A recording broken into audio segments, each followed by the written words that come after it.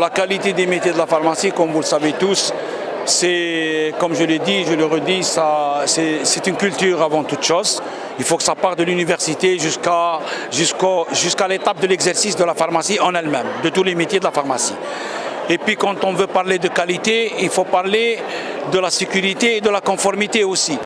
Parce que le citoyen, qu'est-ce qu'il attend? Il attend une bonne qualité de produit, il le consomme avec sécurité et ce produit est conforme.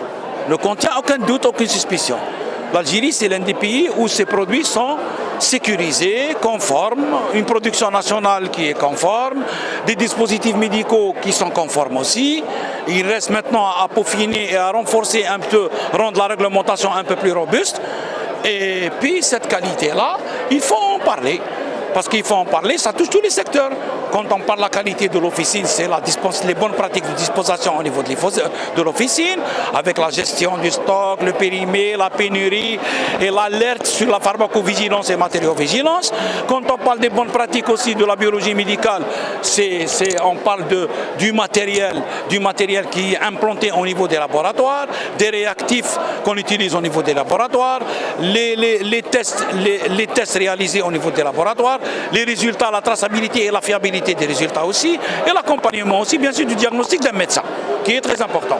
Et quand on parle au niveau de l'hospitalier aussi, le pharmacien hospitalier joue un rôle pivot aussi dans le cadre de la dispensation aussi et l'accompagnement de malades atteints de cancer.